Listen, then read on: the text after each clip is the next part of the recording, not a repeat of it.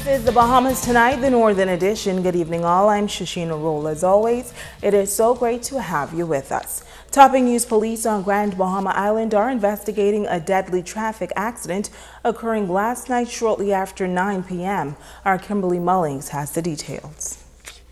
A Thursday night two-car collision near the intersection of Explorers Way and Coral Road involving a blue Cobalt and a white Sentra, leaving 2 victims dead on the scene, sending a third to hospital. The male driver of the rental blue Cobalt and the front passenger of the white Sentra were pronounced dead on the scene. Around 9:15 p.m., police were notified of the crash. Officer of Uniformed Operations, Chief Superintendent Ismella Davis, provided details on the scene where a crowd of onlookers had gathered. A number of units responded to the scene where we would have seen 2 vehicles would have collided. At this point right now, we are still in the very early stages of the investigation. We are unable to tell you right now what happened and how it happened. Emergency medical services personnel and fire officials also responded to the scene. Chief Superintendent Davis says police are requesting assistance from the motoring public to help their investigation into this accident. Persons who would have been in this immediate area sometime around 9 or just there before to please come and assist us in this investigation. Because of the early stages of the investigation and the fact that these victims have not been identified, we are unable to say much more at this point. And so we are sending an appeal to persons who would have been in this area to please assist the police. The third victim, an adult female, was seriously injured in the mishap and was transported by emergency medical services personnel to the Rand Memorial Hospital for further medical attention. However, she succumbed to her injuries overnight. But possible word of her death prompted a crowd outside the hospital after 11 p.m. Superintendent Davis says given the busy junction at Explorers Way and Coral Road, the police urges those traversing to be cautious. Every time we have an accident, it's a concern for us as a department, and even for this community. I imagine that they're equally concerned. And so we are asking the motoring public to please exercise caution. Please wear your seat belts, drive with caution and care. The life that you save can very well be your own. This recent accident brings the traffic fatality count to 14 for Grand Bahama. Kimberly Mullings, ZNS Network News. In other news, Baptist Health International out of South Florida on Grand Bahama this morning for the security forces of the Bahamas and the National Workers Health Plan Conference. The one-day meeting brought together several entities and addressed various health concerns. Megan Shepard has that story.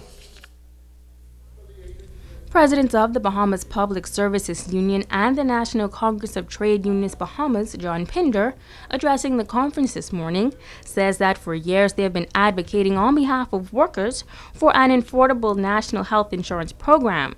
He says he appreciates that the government is now embarking on this initiative, but certain steps must first be addressed. We know, based on the facilities that we have now in between New Providence and the Family Islands, there's certainly a need for improved infrastructure to ensure that citizens are able to access the necessary health care as needed. Pinder believes that the government should involve the trade union movements in dialogue as to how to provide affordable coverage. He said it is important to ensure that all workers are covered. Funding has been a challenge to the government, and there are several amounts being thrown out there. They're talking in the neighborhood of $350 million to $600 million. We certainly believe that if they were to take our recommendation, they can come in around $400 million and be able to cover most of the things necessary to at least, get this whole thing started. Because you recognize that because the government does not have a health insurance plan for all of its workers, certainly they try to subsidize that by giving them this asset pay and this risk allowance, all just because they aren't able to afford proper medical coverage. Pinder says the union has recommendations as to how the National Health Insurance Program can be funded. You would have heard us from time to time talk about the government tapping into our natural resources. And we believe this is a good opportunity for the government to tap into those natural resources. We talk about aragonite, we talk about salt, we talk about the possibility of oil. And those 3 resources, natural resources that are owned by the people, can actually fund this whole national health insurance initiative. Megan Shepard, ZNS Network News. Well, the Minister for Grand Bahama, the Honorable Dr. Michael Darville, among those at the Security Forces of the Bahamas and the National Workers Health Plan Medical Conference on day one at the Grand Lucine Resort. Darville sharing that this conference is one way to enhance the knowledge of all attendees in their various sectors. Conferences like this, which allows our team here on the island of Grand Bahama to be more informed about the necessary for proper lifestyle modifications, to understand the implications of chronic non-communicable diseases, and to also listen to experts from the United States and local experts on the way forward for the delivery of cost-effective health care on the island of Grand Bahama. We have some excellent speakers today. There was a very specific topic from urologists. A lot of the male participants benefited from it. And I'm so pleased that we have an excellent turnout, and I am certain that the knowledge obtained from this conference will prove to be beneficial for future healthcare delivery on the island of Grand Bahama.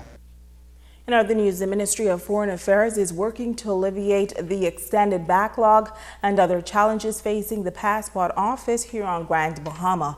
While on the island, the Minister of Immigration and Foreign Affairs, the Honorable Fred Mitchell, gave an update on the hiring of new staff to address this problem. The Passport Office is now headed by the man who used to head the Passport Office here in Freeport, Superintendent Clarence Russell. So he's taken over the whole operation nationwide. And he's beginning a reform effort which will include the recruitment of staff from across the service in the first instance to beef up the staffing. The Passport Office has also gotten permission from the Ministry of Finance to do overtime to try and put a dent in it, and I think they're just beginning to start with that additional program to try and tackle that backlog. Now, once again, he warns that the deadline for handwritten passports is fast approaching, and once the date is passed, only e-passports will be allowed at the borders for entrance to another country. Documentation is necessary, and many people get annoyed because they're being asked to provide affidavits even though they've had passports before. But for example, there may be a minor spelling difference between what appears on your birth certificate and what actually appears in your passport or your application. So you may call yourself Elaine and spell Elaine without an E on the end, but your birth certificate does have an E on the end. So you have to provide an affidavit which says that the Elaine with the E on the end is the same as the Elaine without the E. You know, people get very annoyed at this. Also in news this evening, the government attempting to provide some safety nets as it introduces new regulations which governs the gaming industry in the country. Experts are now involved in not only determining the negative impact this new sector could have on society, but have been mandated to effectively address them. Joan Davis-Roll reports. The major telltale signs of addiction is not usually, you may alcohol see a person drinking. But if you want to see the problem, you got to meet the family. The family will tell you that there's no money coming in. The children would say there's no food on the table. The wife is totally frustrated. Sounds familiar? Well, experts say to be on the lookout for these signs and others, signs which are evident of a moral breakdown and social decay. All key indicators, according to Executive Assistant Andre Chappelle of the Allen Institute, that could be detrimental. I think the public is really aware of the dynamics of addiction. We walk around with our suits and our ties on, and we hold our face together and put on our mask and pretend that everything is all well. On the inside, though, it's a whole different story. There are a lot of people juggling a lot of different things and hoping that at the end of the day it's still up in the air, you know, and that's a lot of pressure. That's a lot of stress. And some people, you see them, they snap, and you wonder, well, what happened to them? It is these type of societal ills which a local business owner and CEO of Jarrell Investments, Raymond R.H. Coleman, says they are serious about eradicating. His company, he stated, is committed to providing the resources and training. I think this seminar should sensitize our key employees to identify at-risk persons and to help them seek help for themselves. and their families. Will this be an ongoing initiative? Yes, of course, it'll be ongoing. We'll do multiple seminars, I'm sure, as needed.